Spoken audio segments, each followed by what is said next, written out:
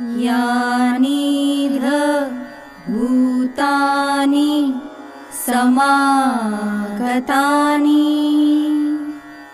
भूमानि वायानि वन्तलिखे सब्बेव भूता सुमना भवन्तु अथोऽपि सक्कच्च शृण्वन्तु भासितं तस्माहि भूतानि सामेथ सब्बे मेत्तं करोथ मानुषीयापजाय।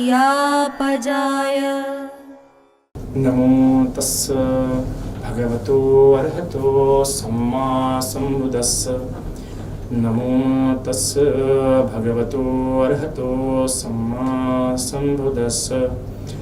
नमो तस्स भगवतो अर्हतो सम्मा सम्बुद्धस्स। नहीं, जो सम्यक संबुद्ध है, जिन्होंने स्वयं के बलबूते पे किसी और से ऐसा नहीं कि सुना है या किसी और से जाना है, जिन्होंने स्वयं ने जाना है, स्वयं के बलबूते पे जाना है, असंख्य कल्पों से जो पारमिता पूरे करते आए, ना सिर्फ पारमिता बल्कि उपपारमिता और परमार्थ पारमिता पूरे करते करते जिनको 4 असंख्य 1,00,000 कल्प लगे, किसी को 16 असंख्य 1,00,000 कल्प लगते, किसी को 8 असंख्य 1,00,000 कल्प लगते। इतने समय से परिश्रम करते हुए पारमिता पूरे करते आते हुए ऐसे सम्यक मतलब जो ठीक प्रकार से, सम मतलब जो स्वयं के बलबूते पे बुद्धत्व प्राप्त करते हैं, ऐसे सम्यक संबुद्ध को मैं वंदन करता हूँ। बुद्धत्व प्राप्त करते हैं तो प्रश्न खड़ा होता है, आज भी अगर हम किससे पूछे कि बुद्धत्व मतलब क्या, भगवान बुद्ध ने बोधि प्राप्त किया तो कह देंगे लोगों ने ज्ञान प्राप्त किया। अरे ज्ञान क्या प्राप्त किया, पता ही नहीं कि बुद्ध ने ज्ञान में क्या प्राप्त किया। एक सरल एक शब्द में हम इसका जवाब नहीं दे पाते। अगर सही में ज्ञान प्राप्त किया फिर तो महावीर जैन ने भी ज्ञान प्राप्त किया है। महावीर जैन को 12.5 साल लगे ज्ञान प्राप्त करने के लिए और बुद्ध को 6 साल लगे। ऐसा इतना अंतर क्यों, जबकि दोनों ने ध्यान किया। इसके अलावा ऐसा कहा जाता है मोहम्मद पैगंबर साहब को भी ज्ञान प्राप्त हुआ, जीसस क्राइस्ट के बारे में भी कहा जाता है कि ज्ञान प्राप्त हुआ। पर अगर सभी को ज्ञान प्राप्त हुआ तो फिर सभी बुद्ध क्यों नहीं कहलाए, या सभी महावीर क्यों नहीं कहलाए? क्यों महावीर जैन धर्म के संस्थापक कहलाए और क्यों बौद्ध या मध्यम मार्ग के संस्थापक कहलाए? तो हमें ये बात समझना होगा कि जब हम कहते हैं कि भगवान बुद्ध को बुद्धता प्राप्त हुआ मतलब बोधि प्राप्त हुई, बोधि मतलब ज्ञान, पर ज्ञान में कौन सा ज्ञान प्राप्त हुआ? तो जब हम कहते हैं ज्ञान तो उनको ज्ञान में 4 आर्य सत्य प्राप्त हुए। ये जब उनको 4 आर्य सत्य प्राप्त हुए तभी वो बोधि कहलाया, तभी वो बुद्ध कहलाया, क्योंकि 4 आर्य सत्य ही मतलब बोधि है। जब किसी व्यक्ति को 4 आर्य सत्य जब वो स्वयं के बलबूते पे खोजता है, स्वयं के बलबूते पे स्वयं अनुभव करता है, उसे खोजता है, तब वो व्यक्ति बुद्ध कहलाता है। पर वही व्यक्ति कोई दूसरा व्यक्ति किसी और के पास से सुन के 4 आर्य सत्य सुन के उसकी भावना कर रहा है, किसी और के पास से सुन के कह रहा है, तो बुद्ध नहीं कहलाएंगे। भले वो मुक्त हो गया, वो अनंत कहलाएंगे। तो बुद्ध और अनंत में अंतर होता है कि जो कोई बुद्ध होता है वो स्वयं के बलबूते पे खोजता है, और जो अनंत होता है वो बुद्ध के पास से शिक्षा ग्रहण कर करके या बुद्ध के श्रावकों में से श्रावक के पास से शिक्षा ग्रहण कर करके बुद्ध होता है। तो बुद्ध मतलब 4 आर्य सत्य, 4 आर्य सत्य ही है बोधि। तो ऐसे बुद्ध को मैं वंदन करता हूँ, उन 4 आर्य सत्य को वंदन करता हूँ, क्योंकि यही उनकी धर्म काया है। इसी के साथ जो धम्म है, इसे हम कहते हैं धम्मं शरणं गच्छामि। इस धम्म के बारे में जो कहा जाता है कि ये आदि में भी कल्याणकारी है, मध्य में भी कल्याणकारी है और अंत में भी कल्याणकारी है। ऐसे मार्ग को, जिस मार्ग के बारे में कहा जाता है कि सुअख्यात है, मतलब अच्छी प्रकार से व्याख्यान किया हुआ, ऐसा कोई भी शब्द नहीं जिसकी व्याख्या नहीं की गई, हर एक शब्द की व्याख्या की गई है। अगर आप देखेंगे भगवान बुद्ध ने 4 आर्य सत्य बताए, तो 4 आर्य सत्य में हर एक सत्य की परिभाषा की है। फिर उस हर एक सत्य में जो हर एक शब्द दिया गया है, उस हर एक शब्द की भी क्या की गई है, व्याख्या की गई है। मतलब ना सिर्फ व्याख्यान है तो सुव्याख्यान है। इसलिए तो हम कहते हैं धम्म वंदना में स्वाख्यातो भगवता धम्मो, कि भगवान का धम्म स्वाख्यात है। तो स्वाख्यात धम्म, और ना सिर्फ स्वाख्यात है बल्कि आदि में कल्याणकारी, मतलब शुरुआत में कल्याणकारी। मध्य में कल्याणकारी मतलब जब आप इस धम्म के मध्य में पहुंचोगे तो वहां पे भी आपका कल्याण करेगा, और जब इस धम्म के अंत में पहुंचोगे तो वहां पर भी आपका कल्याण करेगा। जरा बात को ध्यान से समझिए, यहाँ पे कहा क्या कहा गया है, आदि मध्य और अंत शब्द का इस्तेमाल किया गया है, मतलब ये रास्ता है, ये साफ साफ कहा जा रहा है। और अगर जब हम किसी रास्ते की बात करते हैं तो ये रास्ता आपको कहीं ना कहीं लेके जाता है। तो क्या हमें पता है कि ये रास्ता में कहाँ लेके जा रहा है? नहीं पता, क्योंकि आजकल जब मैं हमारी युवा पीढ़ी से बात करता हूँ या शिक्षित वर्ग से बात करता हूँ तो वो धम्म को मतलब सिर्फ एक नैतिक आचरण के रूप में देखते हैं। उनको लगता है कि धम्म ये सिर्फ एक नैतिक आचरण है। नहीं, धम्म सिर्फ नैतिक आचरण, धम्म में नैतिक आचरण है, पर धम्म सिर्फ नैतिक आचरण नहीं है। अगर आप धम्म को सिर्फ नैतिक आचरण के साथ जोड़ेंगे तो धम्म को काफी संकुचित कर देंगे, उसका स्कोप आप काफी संकुचित कर देंगे। धम्म नैतिकता से भी आगे है, क्योंकि धम्म में 3 बातें हैं। धम्म क्या है? शील, समाधि और प्रज्ञा, यह धम्म है। शील इसकी शुरुआती रेखा है।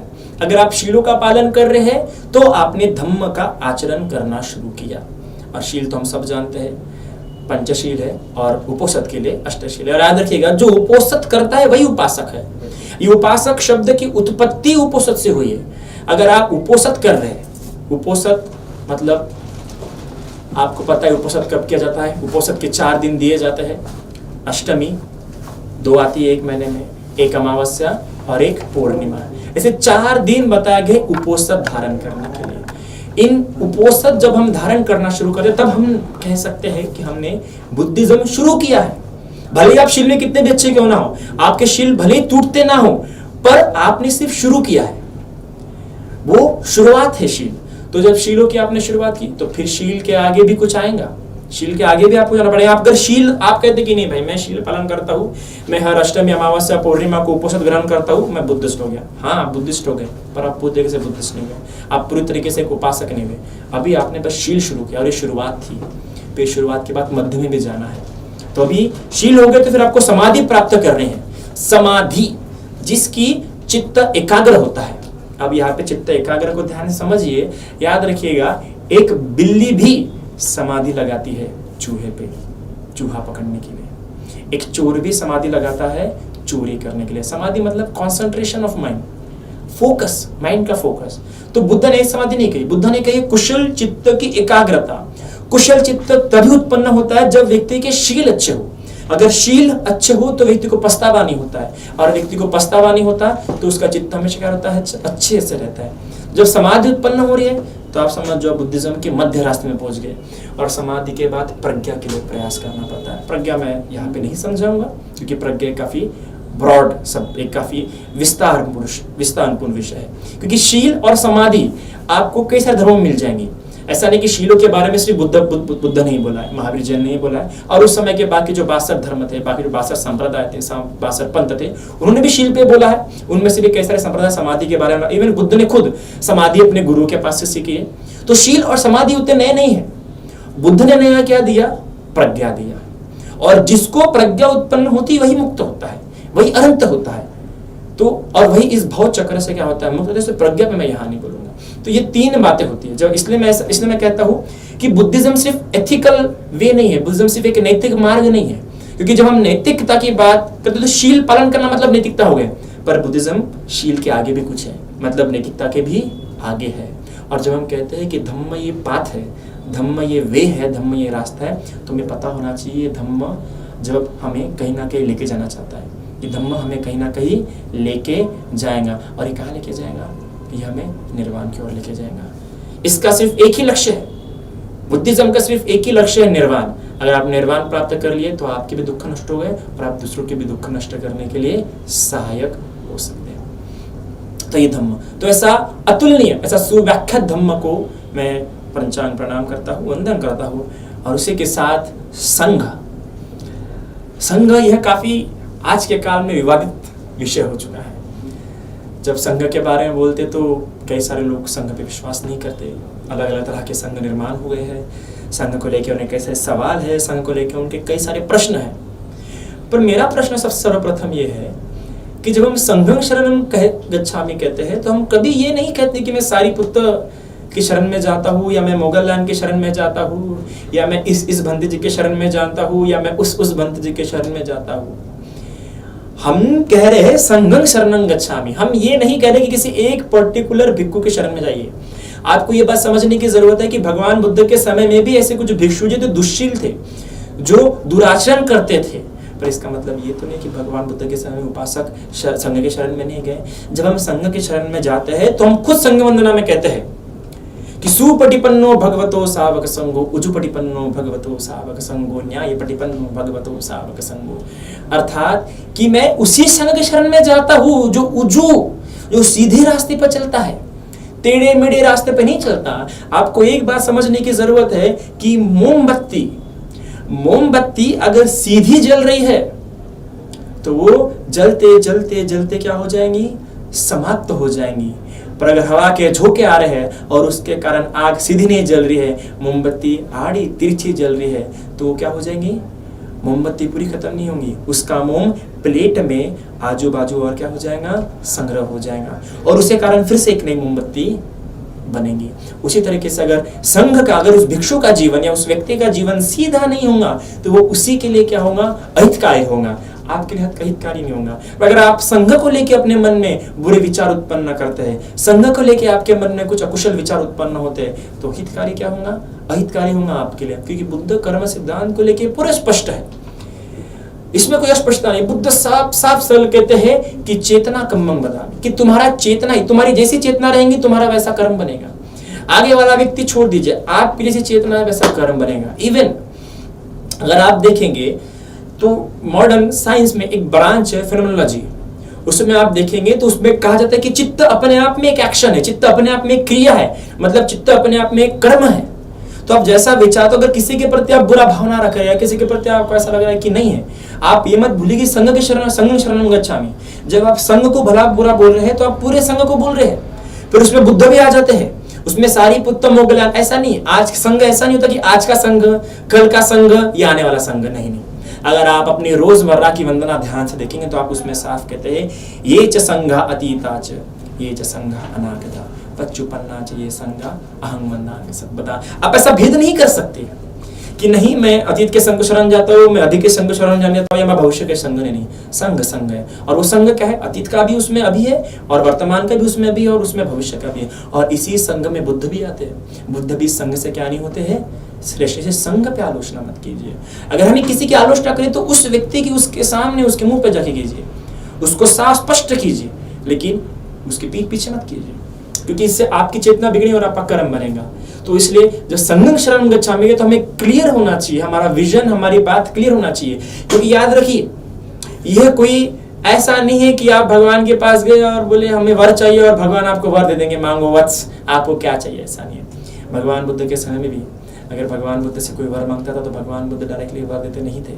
भगवान बुद्ध ये कहते थे कि तुम्हारा प्रयोजन क्या है, मतलब तुम्हारी दृष्टि करिए कि तुम ये किस लिए कर रहे हो, तुम्हें पता होना चाहिए कि मैं ये किस लिए कर रहा हूँ। उस तरीके से जब मैं संघ की शरण में जा रहा हूँ तो मैं क्यों जा रहा हूँ हमें पता ही नहीं, और हम किस संघ की शरण में जा रहे हैं हमें ये भी नहीं पता, और इसलिए कारण फिर हमारे मन में कई सारे कालानुसार शिकायतें आ जाती है। तो जो शिकायतों का कारण भी हमारा ही मन है, हमारे ही विचार है। जो हम संघ की शरण में जा रहे हैं तो हम हमारे पुण्य अर्जन करने के लिए जा रहे हैं, क्योंकि अनुत्तर, हम ऐसा मानते हैं कि संघ की सेवा करना ये अनुत्तर क्षेत्र है, यहाँ पे अच्छे प्रकार से हम पुण्य अर्जन कर सकते हैं। क्योंकि जितने भी बोधिसत्व हुए आज तक के, जिन जिन बोधिसत्वों ने बुद्धत्व प्राप्त करने के लिए प्रयास किया है, वो सारे के सारे बोधिसत्व ने संघ की शरण गए हैं और संघ की सेवा की है। इसलिए हमें संघ के प्रताप को कम नहीं समझना चाहिए। हमें ये नहीं भूलना चाहिए कि देवदत्त इतना बुरा होने के बावजूद भी, इतना शटी होने के बावजूद भी, इवन उसने 3 महापाप करके थे। बुद्ध खून निकाल के था, संघ भेद करके था, 2 महापाप करके थे, फिर भी ऐसा कहा जाता है कि आने वाले समय में देवदत्त पच्चेक बुद्ध होगा। वो तो इतना बुरा था, पर फिर भी, क्योंकि एक लेखक है बहुत प्यारे, ऑस्कर वाइल्ड के लेखक है, वो प्यारा कहते हैं कि every Sant has past and every Sinner has future. मतलब हर संत का कोई ना अतीत होता है, भले आज वो संत होगा पर क्या पता जितने बुरा रहा होगा, और एवरी सिनर हैज फ्यूचर, भले आज वो गलती करे, आज पाप कर रहा है, पर ये भी हो सकता है, आगे जाके क्या बन सकता है, वो अच्छा बन सकता है। अंगुलीमाल का उदाहरण है। तो हमने किसी पे आलोचना करते हुए हमारे पारमिता हम कैसे पूर्ण कर सकते हैं, क्योंकि बुद्ध शासन में अगर हम उत्पन्न हुए हैं और बुद्ध की शिक्षाओं को अब समझ रहे हैं, तो हमारा प्रथम केंद्र होना चाहिए कि मैं अपने पारमिता कैसे पूर्ण कर सकता हूँ या कैसे पूर्ण कर सकती हूँ। इन बातें प्रयास होना चाहिए। तो संघ इसके लिए हमारे लिए एक अनुत्तर क्षेत्र बन सकता है, क्योंकि हम खुद संघ वंदना में कहते हैं आहुनियो पाहुनियो अंजलि करनियो, कि ये बुलाने योग्य है, ये पाहुना मतलब बनाने योग्य है, और इसके साथ अंजलि मतलब हाथ जोड़ने योग्य है। इसलिए हम खुद कहते हैं, और हम कहते हैं कि उजुपटिपन्नो न्यायपटिपन्नो, ये न्याय के मार्ग पर उड़े, इसलिए संघ को मैं त्रिवार पंचांग प्रणाम करता हूँ। आज तो मेरा जो विषय है आज का वो है धम्म पे। मैं इन बातों पे ये नहीं ज्यादा बात करूँ कि धम्म क्या है, धम्म क्या है। हम सभी सुन चुके होंगे कि धम्म क्या है, हम समय से 60 सालों से जानते हैं धम्म क्या है। बाबा साहब ने तो हमें और सरल कर दिया। बाबा साहब से हम ये नहीं बताया कि धम्म क्या है, बाबा साहब ने हमें ये भी बताया कि धम्म क्या है, अधम्म क्या है, और धम्म कब सधम्म होता है, हमें ये सारी बातें बताइए। तो मैं ये बताऊंगा कि धम्म के गुण क्या है, क्योंकि ये बहुत दुर्लभ है, ये आपको आसानी से मिलने नहीं मिलता। तो सबसे पहले धम्म को समझ लीजिए, संक्षिप्त में समझिए कि जब सिद्धार्थ गौतम को धम्म समझा, तब जाके उन्हें क्या, जब उन्हें धम्म प्राप्त हुआ तब वो क्या बने, बुद्ध बने। और संघ भी जब धम्म का अनुसरण करता है तब क्या होता है, वो सही मायने में संघ कहलाता है। तो इसका मतलब ये नहीं कि धम्म श्रेष्ठ है, पर धम्म अपना थोड़ा सा ऊंचा स्थान रखता है। इवन भगवान भी कहते हैं, भगवान ने वकीली को कहा था कि वकीली, क्योंकि वकीली भगवान बुद्ध के शरीर से बहुत ही प्रेम करता था। भगवान बुद्ध का शरीर इतना सुंदर था, क्योंकि हम सब जानते हैं कि जो कोई बुद्ध होगा, जो भी कोई बुद्ध होगा, उसके शरीर में 32 महापुरुष लक्षण होते हैं। 32 महापुरुष लक्षण मतलब जैसे कि आप देखेंगे तो उसको 40 दांत होते हैं। इसके अलावा उसके ये जो कॉलर बोन है, यहाँ पे अच्छा मांस भरा होता है। इसके अलावा उनकी स्किन जो होती है वो गोल्डन कलर की होती है। इसके अलावा ये जो उंगलियां हैं, इन उंगलियों के बीच में बतख को कैसे रहते हैं, झालर, वैसे उनकी उंगलियों के बीच में रहते हैं। उनको अपने घुटनों को हाथ लगाने के लिए झुकना नहीं पड़ता है, हम तो झुकना पड़ता है। इसके अलावा उनके 2 आईब्रोज के बीच में एक ऐसा लगता है कि अगर कोई दूसरे देखेंगे तो लगेगा किसी ने 2 आईब्रोज के बीच में कपास रख दिया हो। यह सफेद बालों से एक यहाँ पे थोड़ा चक्र बनता है, जो कि आपको श्रीलंका की मूर्तियों में दिखेगा। ऐसे कुछ 32 लक्षण होते हैं। इवन उनका जो सलाइवा मतलब जो ये जो थूका होता है, हमें सरल भाषा में थूका कहते हैं, ये थूका जो हमारे खाना पचाने में हमें सहायता करता है, ये उनका सलाइवा स्वादिष्ट होता है, उनके खाने को और स्वादिष्ट बनाने का काम करता है। और ऐसे ही शरीर में कई सारे उनके सुंदर सुंदर क्या होते हैं लक्षण होते हैं।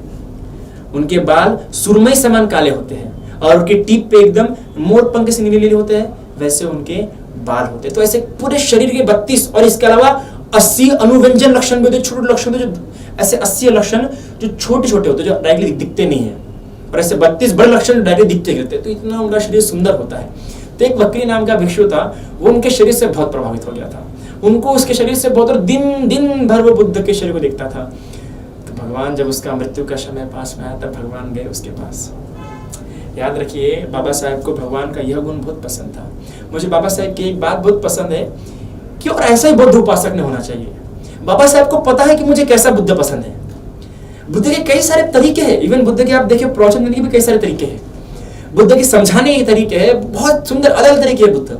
तो बाबा साहब को पता है कि उन्हें कैसा बुद्ध पसंद है। उन्होंने बाबा साहब को वैसे के वैसे उठा के नहीं रखा है, हमको नहीं पता। बाबा साहब ने खुद बुद्ध को जाना और स्वीकार किया, हमने अभी तक जाना नहीं। हमने इसलिए स्वीकार किया बुद्ध को क्योंकि बाबा साहब ने स्वीकार किया।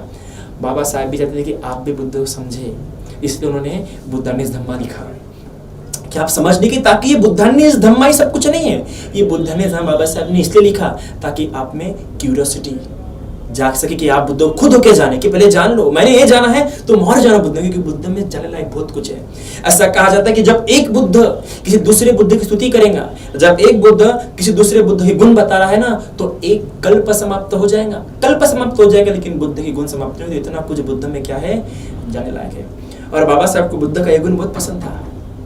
चलते हुए बुद्ध बाबा साहब को पसंद है। जब बाबा साहब की जब बुद्ध की मूर्ति बनाई गई तो बुद्ध की पहली मूर्ति जब बैठी हुई बनाई गई तो बाबा साहब को दुख हुआ कि तूने कैसी मूर्ति बनाया, मुझे ऐसी मूर्ति नहीं चाहिए, मुझे बैठे बुद्ध नहीं पसंद, मुझे चलते हुए बुद्ध पसंद है, जो खुद होके जाते हैं लोग के पास, खुद होके लोगों का दुख क्या करते हैं, दूर करते हैं, मुझे ऐसे बुद्ध पसंद है। क्योंकि बाबा साहब को पता था मेरा समाज अभी अज्ञानी है, मेरा समाज पढ़ा लिखा नहीं है, मुझे ऐसे भिक्षुओं की जरूरत है जो खुद होके घर घर जाए और बुद्ध को समझाए। इसलिए आप देखिए नागलोक में अगर आप देखो तो नागलोक में जो मूर्ति रखी गई, जो मूर्ति बाहर में जो स्थापित है खड़ी वाली एकदम बड़ा स्टैचू, वो वैसा स्टैचू जैसा बाबा साहब को चाहिए था। तो ऐसे बुद्ध में कई सारे गुण थे। तो जब बुद्ध ने देखा कि वकीली के आखिरी क्षण पास में आ गए, पर अभी भी वकीली मुझे देखना चाहता है, और मुझे में किसको देखना चाहता है, मेरे शरीर को, क्योंकि मेरे शरीर से आसक्त है, और इसके कारण तो वो धम्म नहीं समझ पाएगा क्योंकि मेरा शरीर उसके आड़े आ जाएगा। ये तो भक्ति भाव हो गया, और बुद्ध शासन में तो भक्ति मार्ग के लिए स्थान नहीं है। ऐसा नहीं कि आपको बुद्ध से प्रेम हो गया तो बुद्ध क्या करेंगे, बुद्ध भी तभी मुक्त हुए जब धम्म को जाने, बुद्ध भी तभी मुक्त हुए जब धम्म को समझे, और हर कोई तभी मुक्त हो जाए तो धम्म को समझता है, तो बड़ा ये हो जाएगा। तो बुद्ध जाते हैं उसके पास, बुद्ध उसके पास जाने के बाद कहते हैं कि वकीली मंग पश्यति धम्मं पश्यति, धम्मं पश्यति समं पश्यति, कि वकीली धम्म को देखना मतलब मुझे देखना मतलब धम्म को देखना। तो धम्म को देखना क्या है, बहुत जरूरी है। धम्म को समझना क्या है, बहुत जरूरी है, क्योंकि ये धम्म ही है जो आपको कहीं लेके जाना चाहता है। तो धम्म को आपको चलना होगा। लेकिन कहते हैं ना, मनुष्य का स्वभाव है। साइकोलॉजी में एक बहुत प्यारी बात सिखाती है। साइकोलॉजी कहती है कि जब तक वो खुद उसमें बेनिफिट्स ना देखे तब तक क्या होगा, वो उसको अपनाएंगे नहीं। इवन हम सिंपल से अगर लड़की भी देखने जाते हैं तो पहले देखते हैं कि इसमें गुण क्या है, वो तो सब बात की बात है, लेकिन पहले क्या हम देखते हैं, गुण देखते हैं। तो उसी प्रकार मैं आज आपको बताऊंगा कि धम्म के गुण क्या है। धम्म क्या है आपने बहुत बार सुना होगा, अधम्म क्या है, सद्धम्म क्या है, पर इस धम्म के गुण क्या है। तो ऐसे तो कई सारे गुण हैं, पर मैं उसमें से एक उदाहरण करूंगा जो बहुत रेयर है। भगवान बुद्ध अपने धम्म को जब समझाते तो एक बहुत ही प्यारा उदाहरण देते हैं। कहते हैं कि जो मेरा धम्म है ना, ये धम्म समुद्र समान है।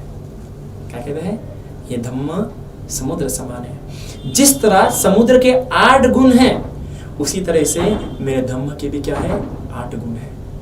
सोचिए, अब सबसे पहले तो एक पर आश्चर्य आया होगा कि धम्म तो ठीक है, धम्म के 8 गुण, लेकिन सवाल आएंगे समुद्र के 8 गुण कौन से हैं, क्योंकि समुद्र को हम सदियों से देखते आ रहे हैं, हमें नहीं पता समुद्र के 8 गुण कौन से हैं। तो सबसे पहले समुद्र के 8 गुण समझिए, तो आपको धम्म के भी गुण समझेंगे। सबसे पहला गुण समुद्र का, कि समुद्र धीरे धीरे गहन होता है। समुद्र ऊपर से दिखने के लिए क्या होता है, पूरा साफ होता है, लेकिन जब आप समुद्र में उतरते हैं तो जितना गहरा आप जा सकते हो उतना समुद्र भी क्या होता है, गहरा होता है। ऊपर से पूरा साफ दिखेगा, ऊपर से पूरा स्वच्छ दिखेगा, पर जब आप उसमें उतरते हैं तो उतना क्या हो जाता है, वो धीरे धीरे गहरा भी होता जाता है। तो इस तरह से भगवान बुद्ध की धम्म की भी विशेषता है कि ऊपर से दिखने के लिए पूरा साफ है, पूरा सरल है। एक बूढ़ा व्यक्ति भी इस धम्म को, एक जो ज्यादा पढ़ा लिखा नहीं है वो भी व्यक्ति इस धम्म को समझ सकता है। पर अगर उसको डीप उतरना होगा और गहराई में उतरना होगा तो वो और गहराई में भी जा सकता है।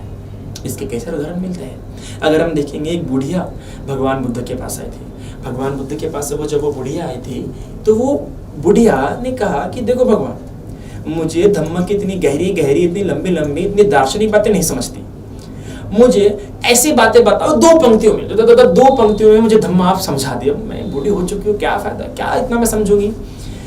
तो भगवान उसे 2 पंक्तियों में धर्म सिखाए थे, पूरा का पूरा शील समाधि प्रज्ञा पूरा 2 पंक्तियों में समझा देते हैं। तो क्या कहते हैं, वो कहता आप सभी को पता है, सब पापस्य अकरणं कुशलस्य उपसंपदा सचित परियोदपनम एतं बुद्धान शासनम, कि भाई सारे पापों से दूर रहना, सब पापस्य अकरणं कुशलस्य उपसंपदा, कुशल कर्म करते रहना, सचित परियोदपनम, हमेशा अच्छे शुद्ध चित्त से चलते रहना, सत्य के मार्ग पर चलते रहना, यही बुद्ध का शासन है, यही बुद्ध की शिक्षा है। ये 2 पंक्तियों में धम्म समझा दिया उसको।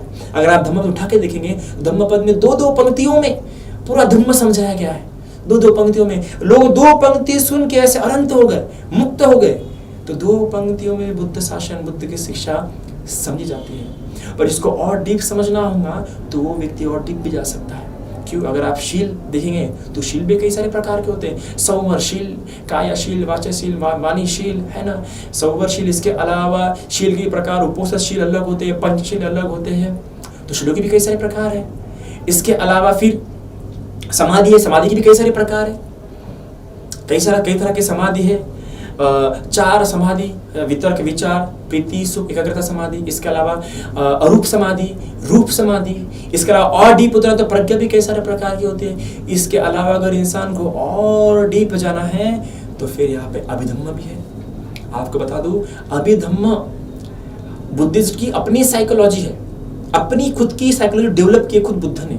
आज तो भी देखिए, आज की मॉडर्न साइकोलॉजी तो भी स्टडी ऑफ बिहेवियर बन चुकी है, मतलब स्वभाव का अभ्यास बन चुकी है। लेकिन बुद्ध ने साइकोलॉजी बताई है, आज भी वो स्टडी ऑफ माइंड है। इवन जब साइकोलॉजी मॉडर्न समय में जब यूनिवर्सिटीज में आई थी, ये ब्रांच जब यूनिवर्सिटी में पढ़ाना शुरू किया गया था, तो साइकोलॉजी मतलब क्या? Study of soul.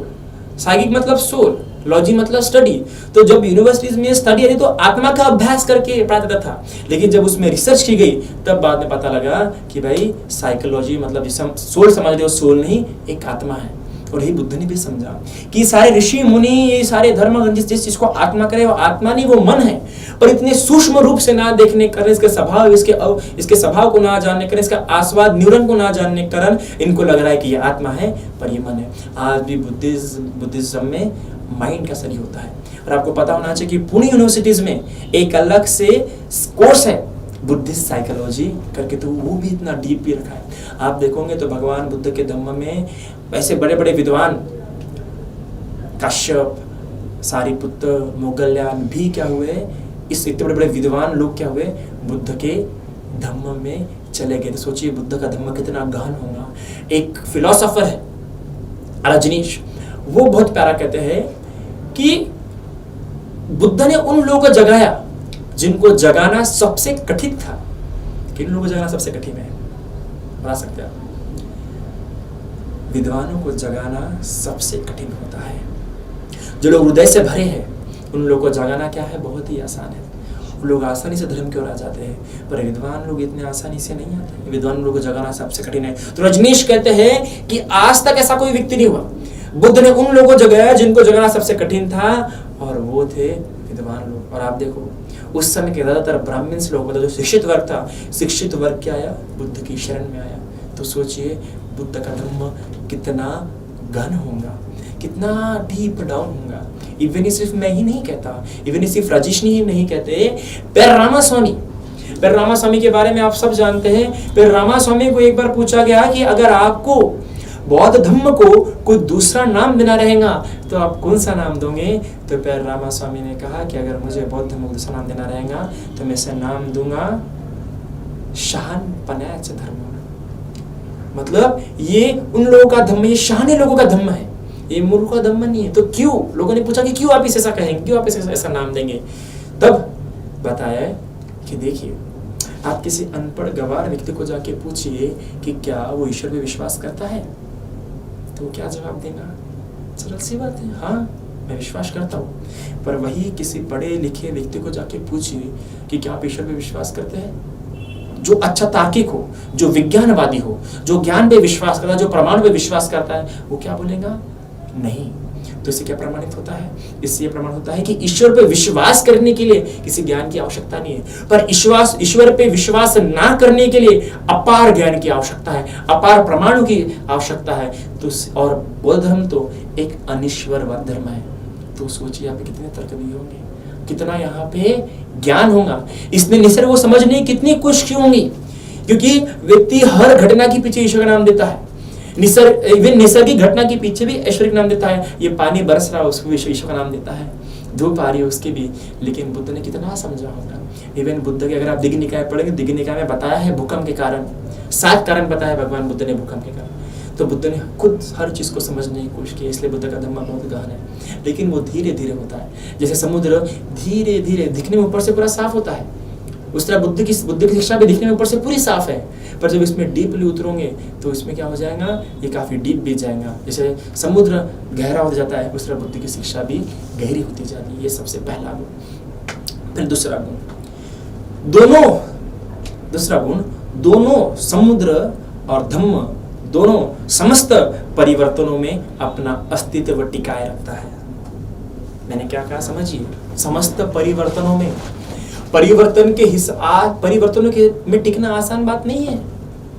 कोई रूढ़िवादी परंपरा कभी परिवर्तन में टिक नहीं पाती है, परिवर्तनों के हिसाब से उसे गिरा दिया जाता है।